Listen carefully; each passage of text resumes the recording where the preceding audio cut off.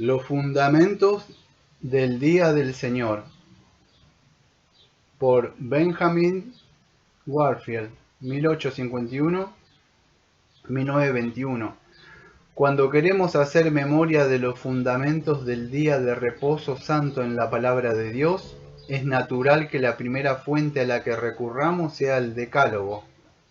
Acuérdense, el Decálogo son los 10 mandamientos. Allí leemos el mandamiento original, que es el fundamento del día del reposo, de cual nuestro Dios se declaró ser el Señor cuando lo presentó.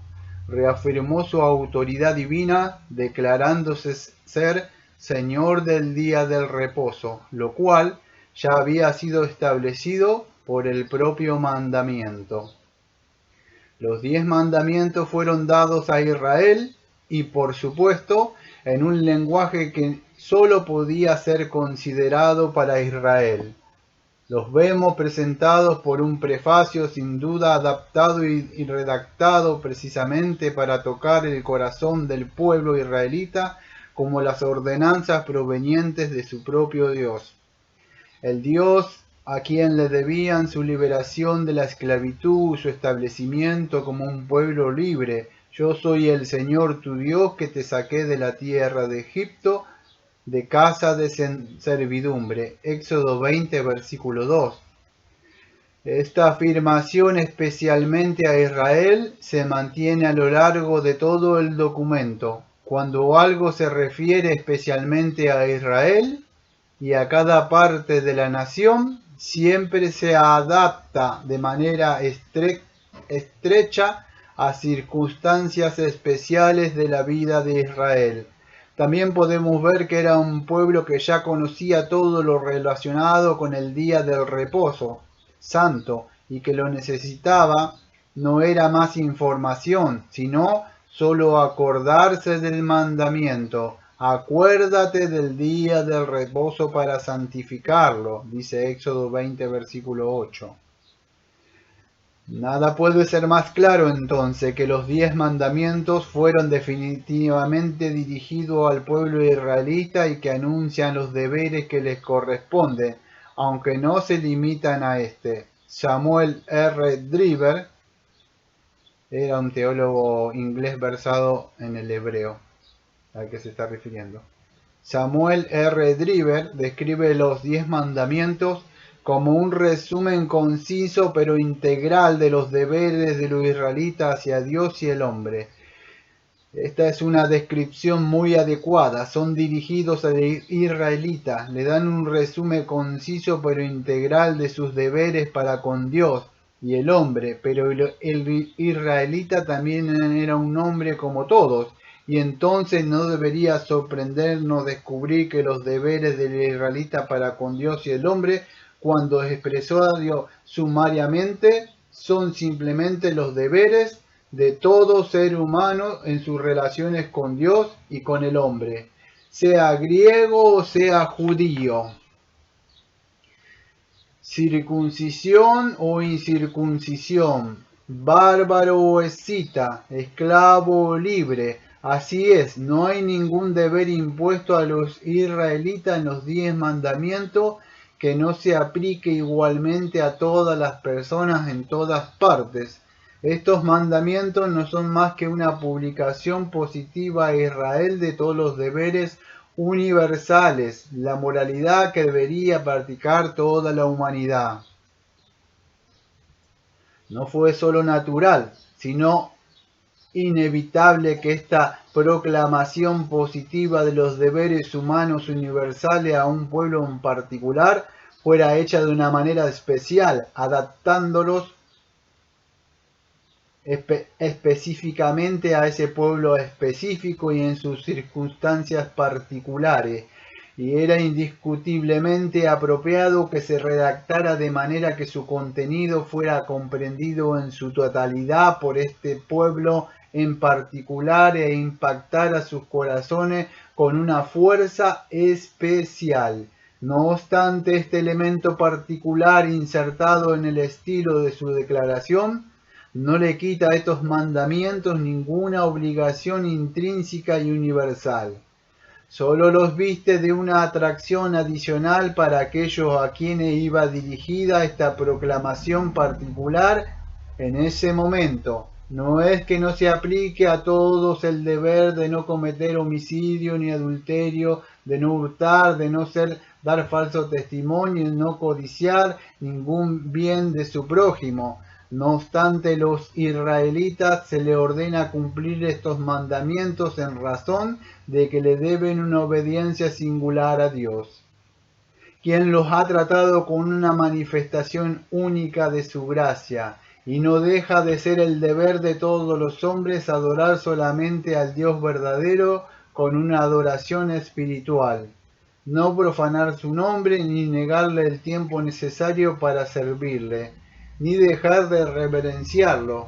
Pero estos deberes impactan de manera especial el corazón contrito de los israelitas al reconocer la gran realidad de este Dios que se ha mostrado a sí mismo de una manera única como su Dios. La inclusión del mandamiento sobre el día del reposo en medio de esta serie de deberes humanos fundamentales, identificados como los valores básicos de la moralidad que Dios requiere de su pueblo escogido, es también aplicable a todos los humanos de todos los tiempos como un elemento esencial de la buena conducta humana básica. Resulta evidente que este era el concepto que tenía nuestro Señor sobre el tema. Nos dice explícitamente que su misión con respecto a la ley no era abrogarla sino cumplirla, o sea, desarrollarla a su máximo potencial en cuanto a su alcance y poder. La ley declara con mucha solemnidad, no es susceptible a ser descartada, sino que nunca dejará de ser autoritativa y obligatoria. Porque de cierto os digo, Mateo 5:18, dice empleando por primera vez en el registro de sus preceptos esta fórmula para hacer una declaración imperativa, hasta que pasen el cielo y la tierra, ni una jota ni una tilde pasará de la ley, hasta que todo se haya cumplido. Mientras exista el tiempo, existirá la ley con toda su validez, aun en su más pequeño detalle.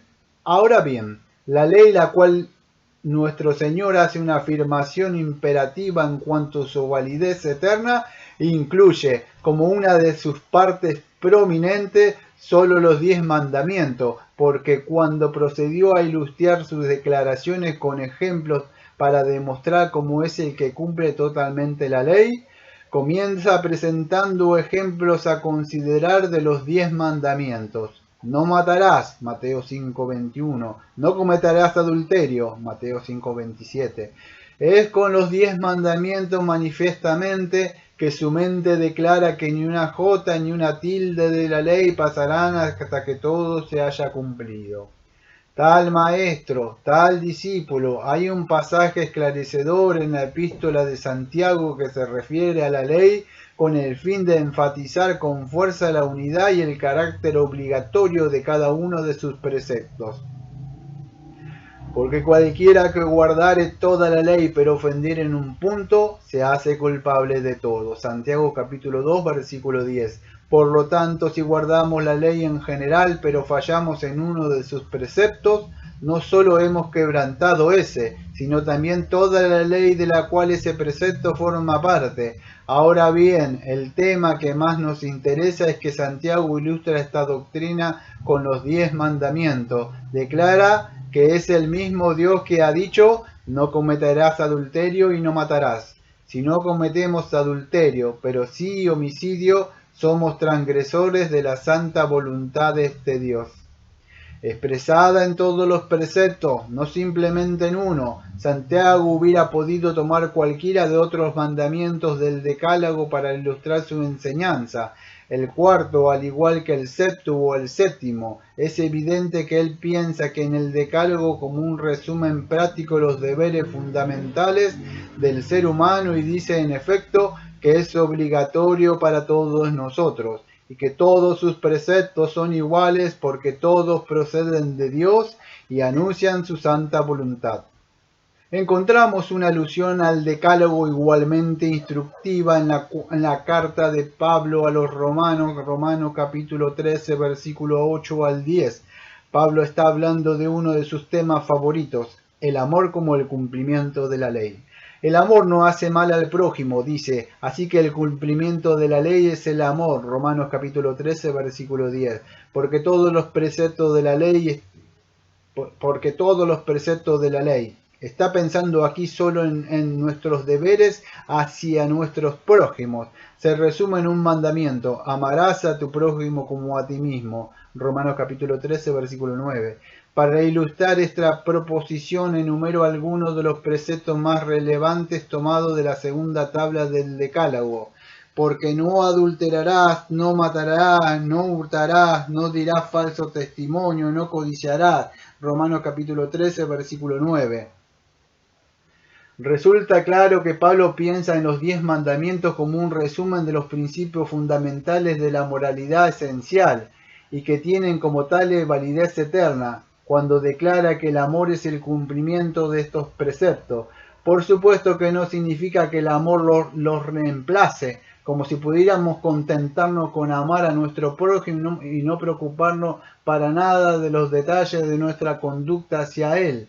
Lo que quiere decir es precisamente lo contrario, porque el que ama a su prójimo tiene en su interior un manantial de conducta correcta hacia su prójimo, lo cual lo impulsa a cumplir sus obligaciones con él. El amor no abroga la ley, sino que la cumple. Pablo no fue el originador de este concepto de la relación del amor con la ley. Leemos que antes de él su Señor dijo: amarás al Señor tu Dios con todo tu corazón y con toda tu alma y con toda tu mente. Este es el primer y grande mandamiento. Mateo capítulo 22, versículos 37 y 38.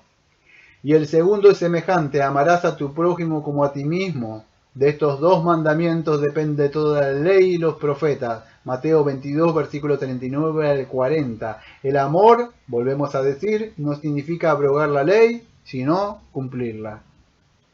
No necesitamos más ejemplos. Nada puede ser más claro que el hecho de que nuestro Señor y los escritores del Nuevo Testamento trataban los 10 mandamientos como la personificación, en una forma adecuada para encomendárselos a Israel, de los elementos de la moralidad esencial, obligatorios para todos los tiempos y válidos en todas las circunstancias de la vida. Toda referencia a ellos tiene el propósito de no desacreditarlo, sino limpiarlos de los agregados oscuros de años de falta de comprensión y de tradición profana. En enfocar su esencia misma y irradiar por doquier su más puro contenido ético. Observamos cómo nuestro Señor encara los 2 mandamientos que dicen: no cometerás, no matarás, no cometerás adulterio, casi al principio del Sermón del Monte que ya hemos mencionado. Todo lo externo y mecánico en la aplicación acostumbrada de estos mandamientos es descartado de una vez por todas. El principio moral central es mantenido con firmeza y desarrollado sin vacilación hasta su máxima expresión. Por ejemplo, el homicidio se revela en su origen, el cual es la ira, y no solo con referencia a la ira, sino en un lenguaje áspero, también al origen del adulterio identificado en los impulsos carnales de la mente y los sentidos, en la poca importancia dada al lazo matrimonial.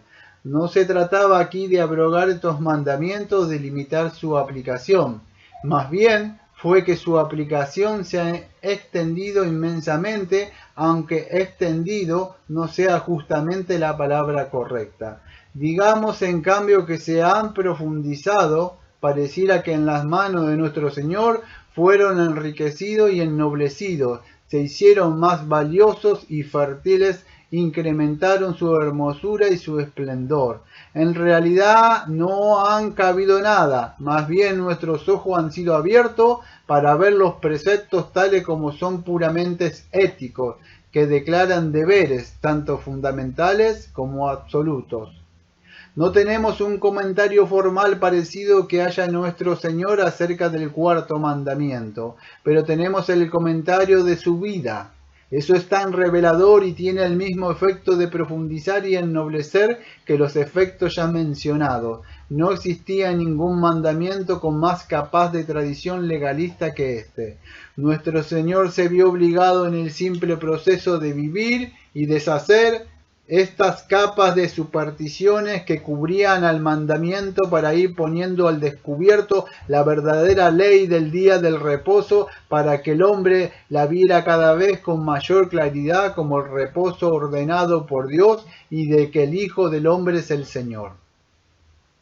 Por eso expone una serie de declaraciones críticas, según la ocasión lo requiere, cuyo propósito es darnos una glosa sobre este mandamiento similar en carácter a las exposiciones más formales del sexto y del séptimo mandamiento.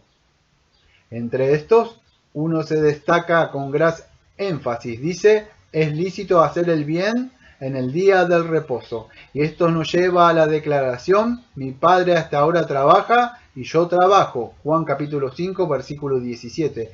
Es obvio que para nuestro Señor el día del reposo no era un día de ociosidad absoluta. La inactividad no era su marca. La inactividad no fue el sello del día del reposo de Dios cuando descansó de las obras de la creación que había hecho. Hasta este mismo momento sigue trabajando continuamente y es imitación de Él. Nuestro día de reposo también está lleno de trabajo. Dios no descansó porque estaba cansado ni porque necesitaba un intervalo en sus labores, sino porque había completado la obra que se había propuesto hacer humanamente hablando. Y lo había hecho bien. Y vio Dios que todo lo que había hecho y aquí era bueno en gran manera. Y acabó Dios el día séptimo la obra que hizo. Génesis capítulo 1, versículo 31. Y Génesis capítulo 2, versículo 2. Estaba ahora listo para emprender otro trabajo, y nosotros como Él tenemos que hacer la obra que nos encomendó. 6 días trabajarás y harás toda tu obra. Éxodo 20, versículo 9. Después, dejándolo a un lado, tenemos que realizar otro tipo de tarea. No es el trabajo como tal, sino nuestro propio trabajo el que tenemos que dejar a un lado el día de reposo. 6 días trabajarás y harás toda tu obra, dice el mandamiento, o como lo expresa Isaías, si retrajeres el día de reposo tu pie, es decir, si dejas de pisotearlo, de hacer tu voluntad en mi día santo, ese es el modo de pisotearlo, y lo llamares día de delicia, santo, glorioso del Señor, y lo venerares, no andando en tus propios caminos, ni buscando tu voluntad, ni hablando tus propias palabras, entonces te deleitarás en el Señor, y yo te haré subir sobre las alturas de la tierra, y te dejaré, y te daré a comer la heredad de Jacob, tu padre, porque la boca del Señor lo ha hablado, dice Isaías 58, versículos 13 y 14.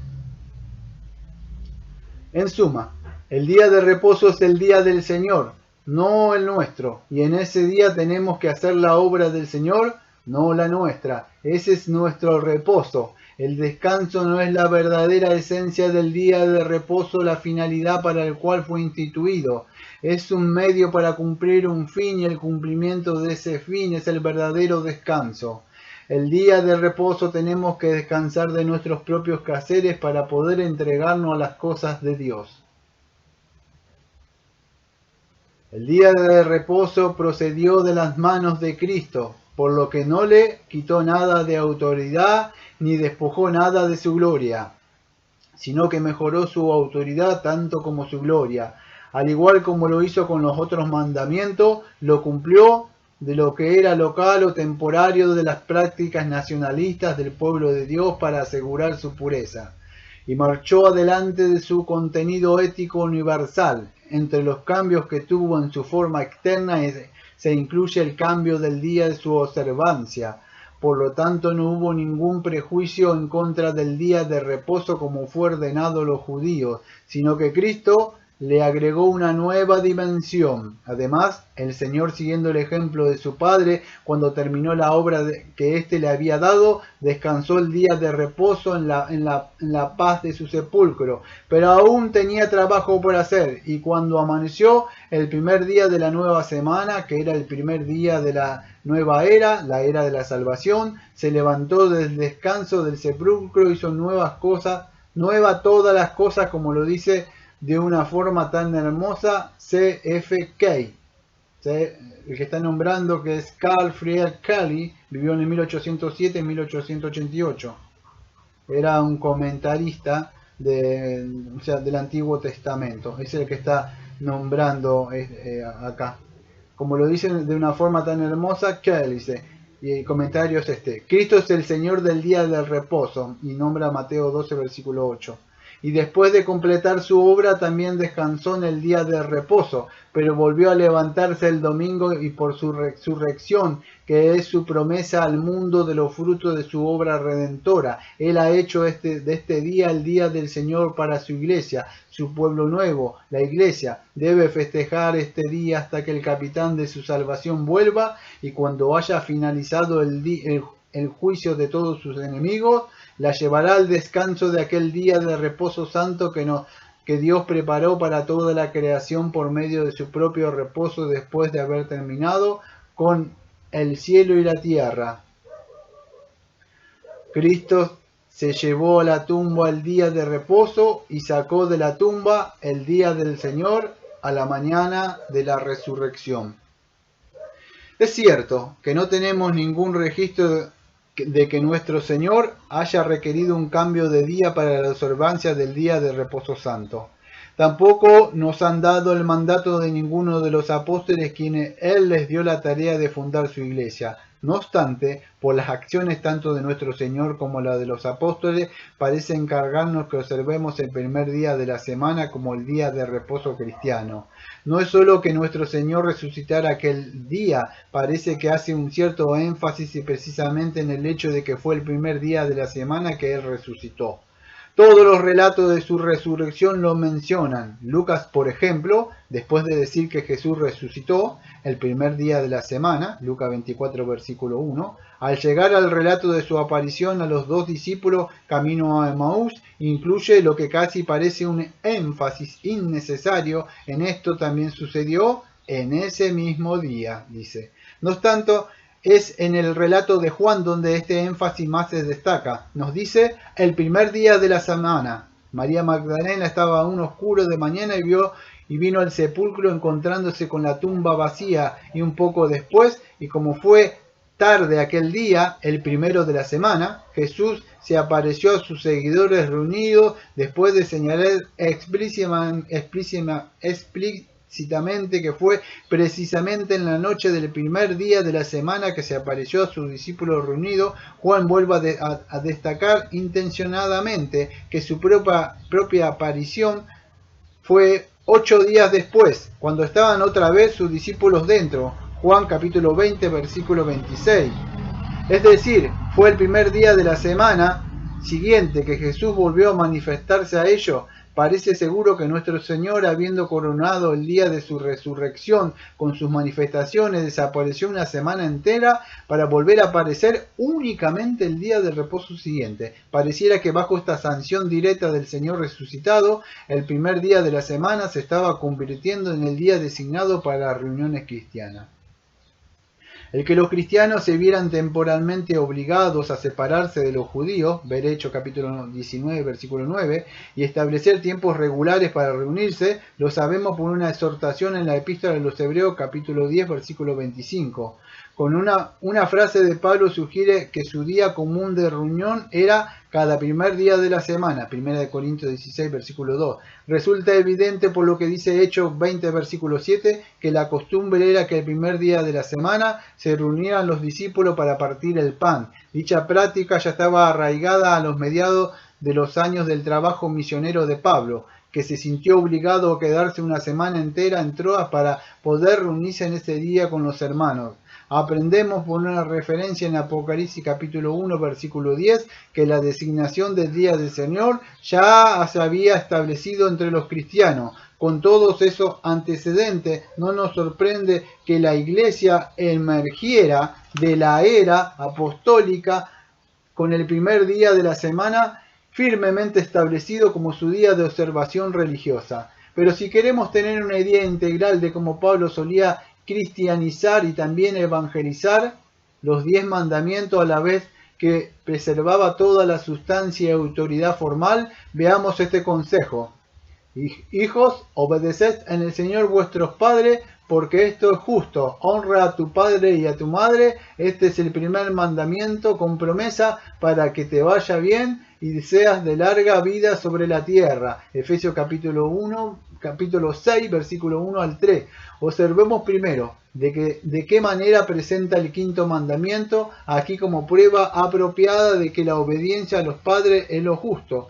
Habiendo afirmado que lo era, Pablo afirma que el mandamiento lo requiere. De esta manera demuestra que la Iglesia cristiana simplemente daba por sentado la autoridad del quinto mandamiento. Observemos en segundo lugar cómo la autoridad de este mandamiento, ya reconocido como incuestionable, se extiende a todo el decálogo. Pero este mandamiento no se menciona aquí como un precepto aislado, sino como parte de una serie de decretos con el mismo peso que los demás, difiriendo de ello únicamente por el hecho de ser el primer mandamiento con promesa.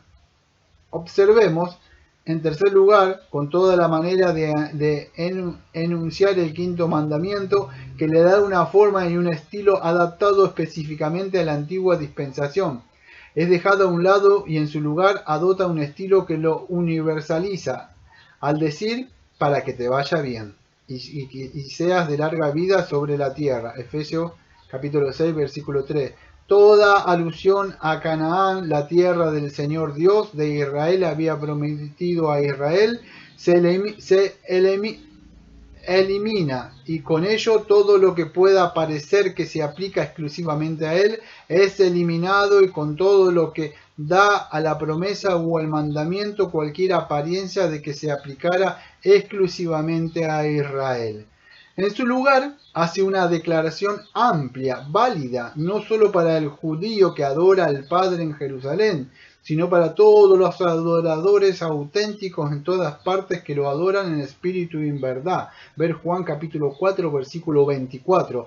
Esto parece aún más extraordinario porque Pablo, al referirse al mandamiento, le da atención especial a su promesa, enfatizando su origen divino. Es muy evidente que está totalmente seguro de lo que declara a sus lectores gentiles, y esto significa que universalizar la lectura de los 10 mandamientos era una costumbre ya establecida en la Iglesia apostólica.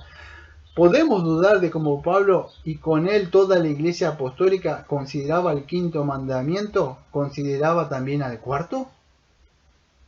¿Qué preservaba en ellos toda su sustancia y su autoridad total, pero le eliminaba todo lo que tendía a limitarlo a una aplicación local y temporaria?